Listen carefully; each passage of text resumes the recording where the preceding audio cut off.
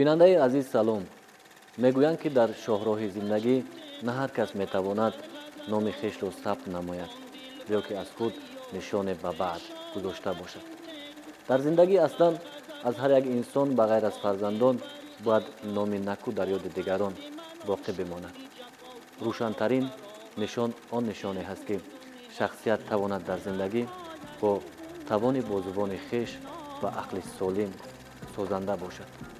дар барномаи навбатии пайроҳа ҳаёти ҳунармандеро интихоб намудаем ки аз дафтари зиндагӣ сабақ омӯхтаву дар зиндагӣ дасти дигаронро гирифта, яъне роҳбалад барои дигарон шуда. ҳунарманди маъруфи тоҷик Дона Баҳром дар деҳаи Сағирдашти ноҳияи Дарвоз ба дунё омадааст. рӯзгори наврасии ӯ қисман дар Сағирдашт ва дар ноҳияи Ваҳдат гузаштааст. дар ин замон ки мардум аз даҳшати ҷанги бузурги ватанӣ халос шудаву дар ҳолати бозсозӣ қарор доштанд, бештари таъсир ба аҳли Наврас мерасид ва бахусус барои Дона Баҳром ки азияти бемодарӣ мекашид бисёр аламовар буд. падари Дона ҳамеша мекӯшид то фарзандаш алами рӯзгорро набинад. ҳарчанд тарбияи Дона ба дӯши модаркалон буд, вале падар ҳама хоҳишҳои писарашро иҷро мекард.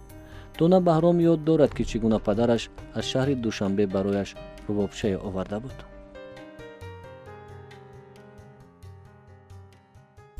аз рӯзгори кӯдакӣ бештар ман момама дӯст медоштам. хеле зани ғайюр буданд, зани донишмандам буданд. духтари Инатлобой буданд.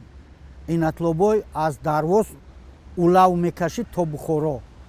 вай як гала асп дошт, 50 аспи зоянда дошт ки бояд он аспҳо байтал мегуфтанд, чунки ино асп қатӣ мебурданд ку ҳамон хабарҳоя аз Бухоро то Дарвоз, то мири Дарвоз. ин Инатлобой ҳамин хел бой буд ва дар рӯзҳои Наврӯз Балх ҳам рафта дар онҷо байрақ мебардошт, оташ мебардоштанд, ҳамин хел нақл мекард раҳматӣ. момам бисёр афсонагӯй буд, афсонаҳои зиёд барои ман нақл мекард. афсонаҳош ҳолеам дар ёдам монда якчандта. хуб, баъд назмам хеле хуб медонист. хеле зани шуху зани вай буд. мумкин ҳамун ваи сурудхониам аз ҳамун ваи момам пайдо шуда бошад. хеле падарам раҳматӣ доштанд, гоҳ-гоҳ якта дута рубоӣ мехонданд, бо оҳанг доштанд, дар вуҷудшон доштану аммо хел вай изҳор намекарданд, доштанд. ва падарам бисёр мехостанд худо раҳматшон кунад ки ман санъаткор шавам. ҳамун солҳо барои ман як тор харида буданд ки ин дар он солҳо ҳеҷ кас тор надошт. аз раҳаки таҳпала мошин омад, ғурғуркунон кӯтала лозим омад. аз шаҳр падар тӯҳфаи қимат овард, рубоб ба даст зи назди Козим омад. аз Козим гуфтани як шахс як рубоб тор барои ман харида ҳамун кӯҳистон ба овард. падарам чо марди аҷиб буданд. падар мехост то фарзандаш соҳиб илм ва босавод тарбия бигирад. Дона Баҳром мегӯяд ки нахустин оҳангро аз замзамаи падар ва модаркалонаш шунидаву худ ҳам машқи овоз карда. баъди мактаби миёна Дона Баҳром мехост ба донишкадаи санъат роҳ ёбад, вале он замон чунин донишкада фаъолият намекард. ба ин хотир риштаи филологияи донишгоҳи миллиро интихоб менамояд. баъди хатми донишгоҳ ва хизмати ҳарбӣ Дона Баҳром фаъолияти хешро дар мактаби миёнавӣ ба номи Чайковскии ноҳияи Ваҳдат оғоз мекунад ва дар ин фаъолият ӯ то ба ҷонишини директор мерасад. фазои як мактаб наметавонист ҳунарманди ҷавонро қонеъ гардонад. барои ӯ фазои озодтаре лозим меомад. ба ин хотир ҳамеша кӯшиш мекард то дар чӣ мактаб ва чӣ ноҳия маҳфилҳои эҷодӣ ташкил карда бошанд. ини иштирок дар як маҳфил ӯро намояндагони Кумитаи телевизион ва радио баҳри сабт ба Душанбе даъват мекунанд ва баъд аз сабти барнома соли 1980 ӯ ба фаъолият ба Кумитаи телевизион ва радиои назди ҳукумати ҷумҳурии Тоҷикистон даъват карда мешавад. من بسیار میخواهم اون از روزهای نخستینه که دانا بهرام به میدان وسیع سرود جمهوری برآمد با یک شور، با یک گریه، با یک همهمه که چندین سال در این صحنه پایید. دانا یک سراینده بسیار جوینده هست. من قصه زیاد نکنم، امون برنامه که در اساس متن‌های شاهنامه دانا بهرام کرد تقریبا 6 ماه زیادتر بود که مشغول جستجو شده و از بین اینها توانست یک برنامه علاهیده جالب جمع کند و برای مردم پیشنهاد کند که خصوصا جبهه خیرتمندی، جبهه خیرتپیشگی یک اپوس بزرگ را در سرود داده تواند و این نتیجه های بسیار خوب به بار آورد. نامی او را بلند کرد و در بین مردم نشان داد که یک سراینده هم میتواند که صاحب اندیشه باشد، صاحب اندیشه سازنده باشد، خیرت را ترغیب کند و جای افتخار هم هست که وقتی ما شاهنامه را ثبت میکردیم با راهبری استاد بزرگوار شادرمان لایق شیرعلی، از همین سرودها در این برنامه ها استفاده شده بود. رحمتی بسیار خرسند شده بودند که این برنامه ما را رنگین کرد، خصوصا اون قسمتی که توانا بود، هر کی دانا بود و مانند اینها. دانا بهرام وقتی که در سالهای 70 به صحنه تاجیک آمد با یک سبک خاص آمد و از جوانان لیاقتمند همان دوران بود. ما البته اون وقت جوانتر بودیم نسبت به دانا بهرام، ولی بسیار صدایش را دوست می داشتیم و یادم هم هست که سالهای 70 یک قرطش در تاشکند نشر شده بود. این البته کار خیلی خوب هم بود که از جوانان و فقط مردم با لیاقت مثل جورابک نظری و هنرمندان ممتاز تاجیک آدینه هاشم، ظفر ناظم که قرطها نشر میکرد و در قطار دیگرها از دانا بهرام نشر شد و لحنش برای من خوش بود و وقتی که در دوشنبه بودیم از سالهای 70 ما میدیدیم و میخوردیم در کمیته تلویزیون و رادیو کار میکردم همچون هنرمند، همچون آموزگار خیلی خوب بودن و در مناسبت نیست انسان خیلی خوب است. میتوان که با صحبت کرد و این صحبت گرم باشد، چرا که دانا بهرام خیلی مردی آگاه است، از هنرمندان آگاه است. فعالیت میان هنرمندان معروف تاجیک به او امکان می‌دهد تا او فضای ایجادی خود را دیگر سازد. اکنون برایش آموزش دنیای هنرمندان دیگر و انتخاب پیراهای خود مهم بود. با آهنگسازهای معروف، با میرتلا عطایف همکاری داشتیم، سرودهای اون کسا میخوندم. چمن آرزو، خاک فیض‌آباد، فیض خیزد دایما از خاک فیض‌آباد من، فیض فیض‌آباد باشد خانه آباد من. خب با عبدالفتاح آدینه‌ایف خیلی رابطه جدی داشتیم و دوستی نزدیک بودیم. با اون کس بوسه به دنیا زدم، زلفات بالا زدم، هر دو لبت گل نمود بوسه به دنیا زدم. آهنگای اون کس هم خیلی زیاد خوندم و باز با همدیگر همکاری میکردیم. یک آهنگ من اون کس ارکستروف کردن با نام برادرم و شعر مومن قناعت. به دیده نقش روی تو، به گوش گفتگوی تو، با عابد پور، خب با امیربک موسایف، زلزله آبشار آهنگ امیربک موسایف اجرا کردم. با عزیزالله شریفوف خب یک چند آهنگای اون کسا خوندم. خب با خیرالله عبداللهیف از خیرالله عبداللهیف خیلی با اون کس خوب.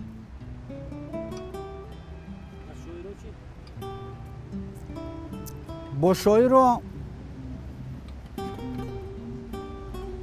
با مومن قناعت، با استاد مومن قناعت، با استاد گلنظر، بیشتر با استاد گلنظر خیلی همکاری زیادی داشتیم.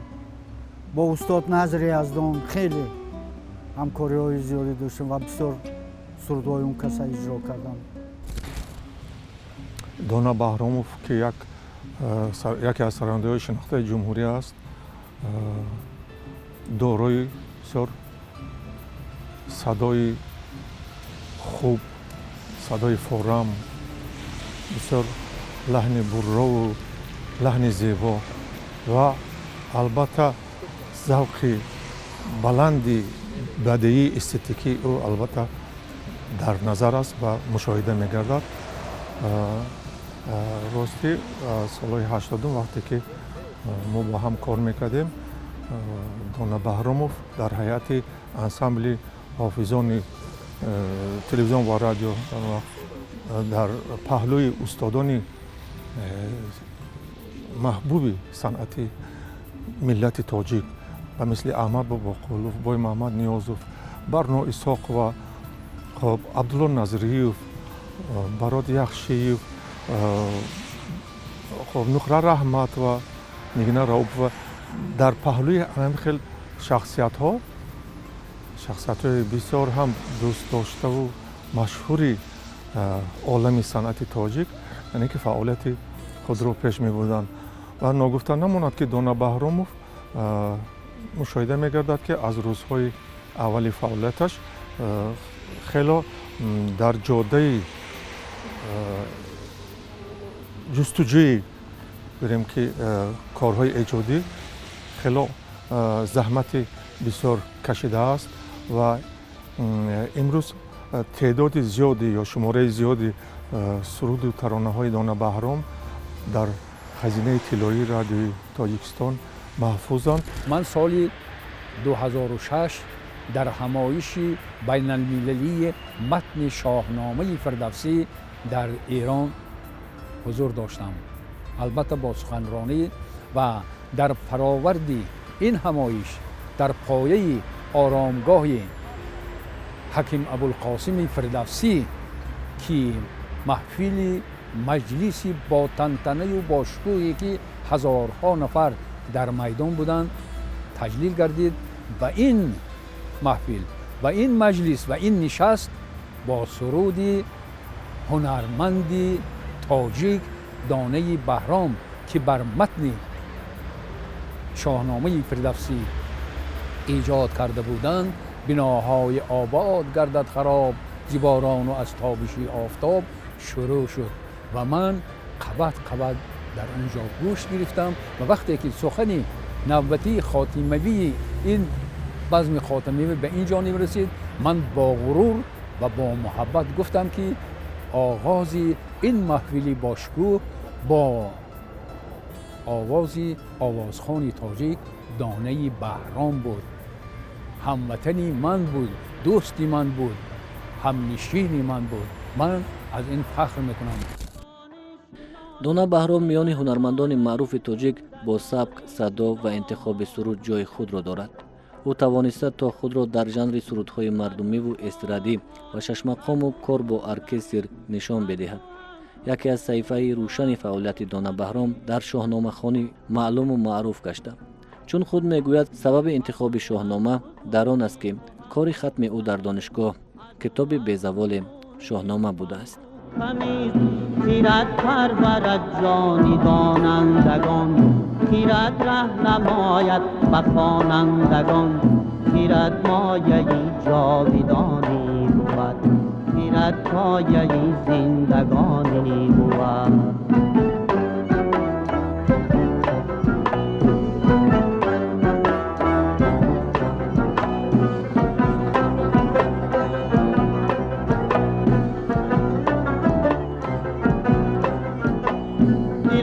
کس خیرت گردد آراسته چو گنج بود پرزر و خواسته دل کس خیرت گردد آراسته چو گنج بود پرزر و خواسته مدار آخرت را برادر بود خیرت بر سر دانش افسر بود مدار آخرت را برادر بود خیرت بر سر دانش افسر بود. خب شاهنامه خوانی که من دانشگاه ملی تمام کرده بودم اصلا شاهنامه کار کرسی من بود چون با شاهنامه رو آوردم دیدم که در شاهنامه هم تاریخ ما نهفته هم تاریخ شاهنشاه‌های ما از دوره پیشدادی ها سر کرده دوره کیانی ها دوره هخامنشی ها دوره آمدگی خب تو دوره اشکانی ها و ساسانی ها همه همین دوره را تاریخشون در شاهنامه نهفته بعد در شاهنامه آید تاریخ صنعت ما من همین در دوره هخامنشی ها خیلی صنعت ما رشد میکند بنابر همین من همین شاهنامه را کانسپت شاهنامه را در سرودها جا کردم شاهنامه که بیزوال است نمیرنده است چرا ما بیزوال میگوییم شاهنامه را برای آن که در شاهنامه یک چند چیز هست مثل خیرت مثل دانش مثل نیکی و بدی جنگ و صلح وطن و وطنداری اینا همش تابانی آدمی هست این موضوع هست بنابر همین من اون سرودهایی که انتخاب کردم در اساس همین اون چیزهایی که حاضر گفتم در اساس همینا سرودها را انتخاب کردم ما همکاری زیاد داریم از آن جمله سرودهای ای لاله لاله هست اون سرود تبخال لاله نام دارد به نزدیکی حیاتهای مومن و این سرود رو بازخوانی کرد که من بسیار خرسند شدم از این سرود و سرودهای دیگر و یک سرودی که من گمان میکنم هم در تقدیر ایجادی دانه و هم در تقدیر ایجادی من یک نقش بسیار سخت برجسته بازیده است این سرودی هست که ما برای مرثیه هست که ما برای شرارت سروده بودیم و این را جا به جا تقریبا هم در طول 2-3 روزی بعد از زمین جنبی این را ثبت کردگی بودند و این بسیار استقبال گرم یافته بود و من میبینم که در بین مردم به حیث یک سرود خلقی امروز صدا میدهد این سیاهنامه نام داشت این چیز مرثیه شرارت در بین مردم مشهور است و چندین سرودهای دیگر ما همراه کرده بودیم همکاری ما هنوز حالا هم ادامه دارد من همیشه خوشبین هستم به ایجادات دانه بهرام چند نقطه را میتوان در آثار در ایجادیات دانه بهرام جدا کرد سرودهایی که غنایی هستند عشق و محبت را ترنم میکنند با صدای خوش میتوند که اون را برسانند و همون ناله های زیبا گردش هایی که در موسیقی هستند خاص خودی او هست که آنها را بیشتر در آموزش برداشت کرده است مثل یعنی نمونه های خیلی خوبی مردمی را میداند سرودهای مردمی را میداند آگاه هست به یک نقطه توجه باید کرد که در سالهای 80 70 سالهای 70 80 عصر 20 چند نفره بودن که فلک میخواندن از جمله بنیادگذار این و بسیار خوب این رو به صحنه آورده بود این آدینه هاشم بود همین استفاده میبردن و دانه بهرام نه تنها این سبک رو فلکی رو خوب میدانست و هم در آموزش قرار داد یعنی به تاریخ هم سر و کار دارد من چند نوشتهش رو هم خواندم وابسته به فلک تا اندازه اندیشه های ما در باره این ژانر خلقی پروفسیونالی نزدیک هست هرچند به عمق نمی رود استاد دانه بهرام ولی کوشش میکند که چیزی که از این میان برای مردم بگوید مثلا احساس می شود که او نتیجه گیری میکند. فلک یک شکایت از گردون نیست، بلکه این نمونه های خیلی برجسته صنعتی کسبی هست و اینها نمونه های ترغیب قهرمانی و دلاوری است. وقتی که مثال میاره در یک نوشته است از عنصر مالی کیکاووس و پسرش میگوید که وقتی که میخواد با سپاهیان صحبت داشته باشه سروده های تورانی را بخوان. سروده های تورانی این معنی و ترکی ندارد، سروده های قهرمانی را بخوان، چون که گرگولی نیز از همین دایره هست. دانا بهرام با هنر نوتکراری خویش صنعت تاجیک را به کشورهای دیگر برده است و همیشه میان اهل صنعت صاحب مقام و صاحب احترام گردیده. شان خود او میگوید با این هنرش نیم دنیا را گشته است. نیم دنیا را بگشتم، عقل من خام است هنوز. نیم عمرم درگذشت و دست در جام است هنوز. دنیا گشتن برتر از دنیا خوردن بوده است. پخته گشتم در سفر دل چون کباب خام است هنوز.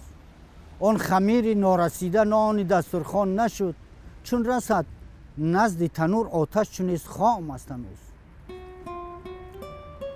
عاشقی را من ز عشق محلقا آموختم، 100,000 خام پخت و محلقا خام است هنوز. آن چی را بیند آن مرد جوان در آینه، پیر بیند عکس آن در پخت خشت خام است هنوز. فند این دنیا چی شیرین، قند این دنیا چی تلخ. کار دنیا ناتمام و بنده ناکام است هنوز. مرغ الهام دل بهرام پرپر میزند، پرزدنها در هوای شعر تر خام است هنوز. نیم دنیا را بگشتم، عقل من خام است هنوز. اکنون افغانستان رفتم یک 4-5 بار، ایران یک 6-7 بار، عراق، خب هندوستان، ترکیه، بلژیک، گرمانیا، فرانسه، ژاپن، ژاپنیا و غیره و غیره. یک پهلوی دیگر هنر دانا بهرام در آن ظاهر می شود که خودش جوینده است. شعر میگوید، یعنی به شعر شاعری مایل دارد و نوشته هاش هم نشر شدن، هرچند خودش دعوای شاعری ندارد و کم هنرمندی است که بشیند بنویسد مطلب ها یا که مقاله هایی که تحقیقی هستند. این خاص دانا بهرام است و برتر از همه من نمیدونم در جای دیگر چگونه است. آنچه که برای من خوش میاد از دانا بهرام این مناسبت صمیمیش است. هر وقتی که من زنگ میزنم یا که یگان دوستا زنگ بزنن، البته در کدام حالتی که باشد، به قول مردم ما دستش در زرم که باشد میافکند که من آماده خدمت هستم و کمتر دغدغه دارد.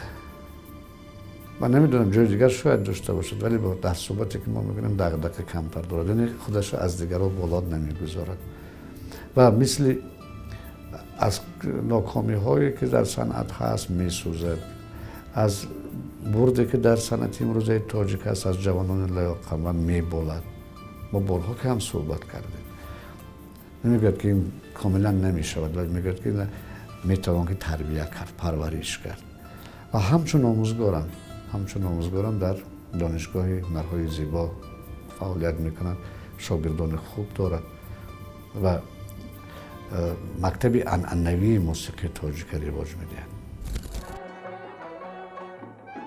پیروهای زندگی خیش را آنگونه دانا بهرام قدمگذاری نموده که هر کسی دیده و یا صدای او را شنیده از مهارت و دانش فراخ او آگاه گردیده است. همیشه در فعالیت خود نوگانی جسته و آفریده های ایجادی خود را رنگ داده، با هنرمندان محبوب همکار گشته و سبق آموخته و جوانان را دستگیری نموده و راه هنر را آموخته است. مجنون مجنون مجنون کردی مرا جگر خون، من که گرفتاری تویم دنیا همه میداند، عاشق شیدای تویم دنیا همه میداند، من که گرفتاری تویم دنیا همه میداند، عاشق شیدای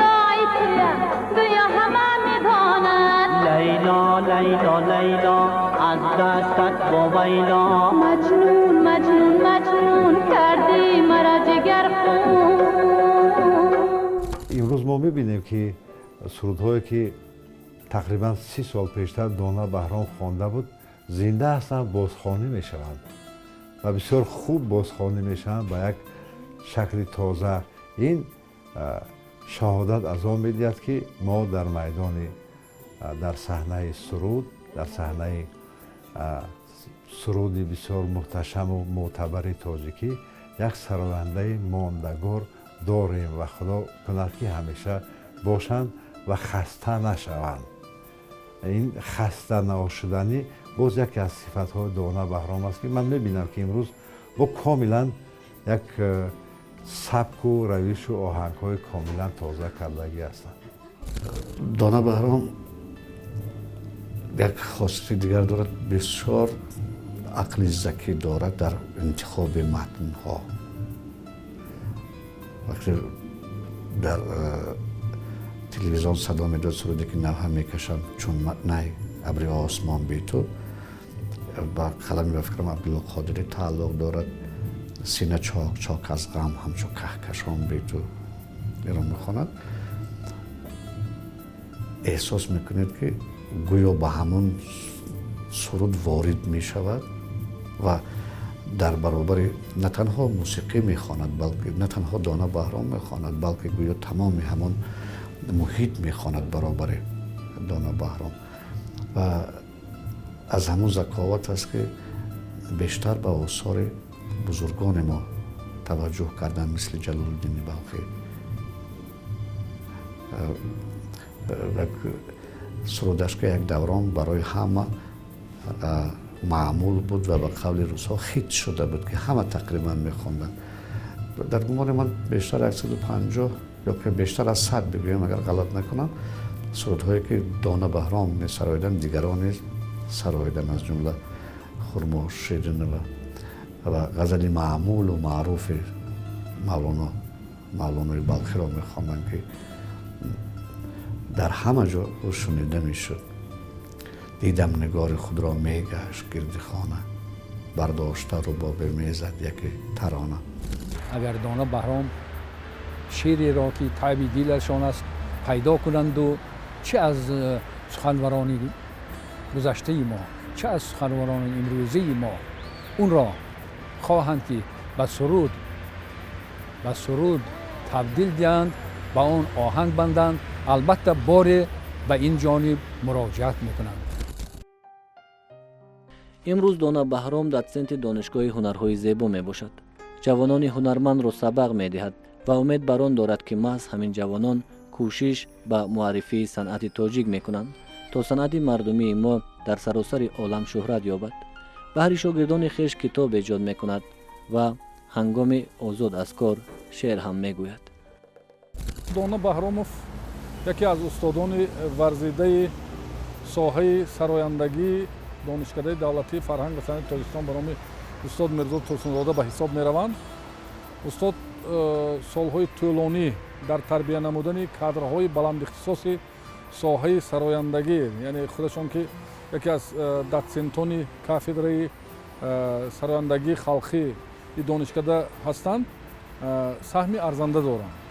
امروز استاد با دانشجویانی که اختصاص سرایندگی را انتخاب کرده سزاوار نام دانشجو گردیدند، از روی یعنی برنامه تعلیمی سبک و اسلوبی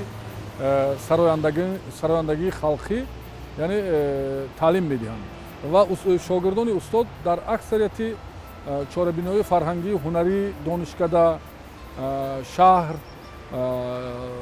یعنی با یعنی نمره‌های بهترین برآمد کرده، یعنی هنر و استعداد آموخته‌شان را از استاد دانا بهرام پیشکشی تماشابینان می‌گردانند. ما استادان دانشکده دولتی فرهنگ و صنعت تاجیکستان از استاد یعنی از فعالیت ایجادی و پداگوژی استاد خیلی خرسند هستیم، راضی هستیم. من از خردیم این حافظ ممتاز را بسیار میپرستم. سرودهایشان را در اویلا ما زمزمه میکنیم و имрӯз тақдир ба мо даст додааст ки мо ҳардумо дар як утоқ ба донишҷӯён таълими мусиқӣ медиҳем. бисёр чизҳоро ман аз устод мепурсам, аз он кас то ҳол мо меомӯзем ва бисёр як сабки аҷоиб доранд акаи дона ва як ҳофизи муваффақ ҳам ҳастанд. ва нисбати ҳам дар тайёр кардани мутахассисон ва ҳам инчунин барои омода намудани маводҳои таълимӣ методӣ барои донишҷӯён хеле заҳматҳои зиёде кашиданд ки чанд китоби устод мисол гирем китоби дарсӣ яъне донишҷӯёни ин бахш ба ҳисоб меравад ва ҳаминро ҳам низ қайд кунем ки худи сурудҳои устод вақте ки иҷро мекунанд яъне интихоби шеър ба оҳангдарорӣ ӯ шеър суруд яъне ин як хазинаи бузурги маърифат аст. барои чӣ? барои он ки бештар дар бештари сурудҳои устод хират мавқеи асосиро интихоб мекунад. некӣ накӯкорӣ ватандӯстӣ худшиносӣ худогоҳии миллиро мо аз сурудҳои устод хеле возеҳ дарк мекунем. имрӯз аз фаъолияти Дона Баҳром дар Кумитаи телевизион ва радио назди ҳукумати ҷумҳурии Тоҷикистон беш аз 200 суруд сабт гаштаву ҳифз мегардад. ҳамзамон аз ӯ китобҳои назмӣ ва китобҳои маърифатӣ ки барои ҷавонон пешниҳод шудаанд ба нашр расидаву дар дасти ҷавононанд, яъне ҷавонон роҳи ӯро идома медиҳанд. бо фазои солими рӯзгор шукр мекунад, ба доди худовандӣ шукр мекунад ва оромона дар фазои сулҳу озодии кишвар қадам мемонад. ҳамин шабу рӯз хеле розӣ ҳастам аз худам, чунки ман ҳамин шабу рӯз хаёл мекунам ки ҳамаи ҳамин баракатҳои дунёро худо ман ба дода бошад. ман доим шодам, доим хаёл мекунам ки ҳамин 4 бурди ман ба ҳамдигар хеле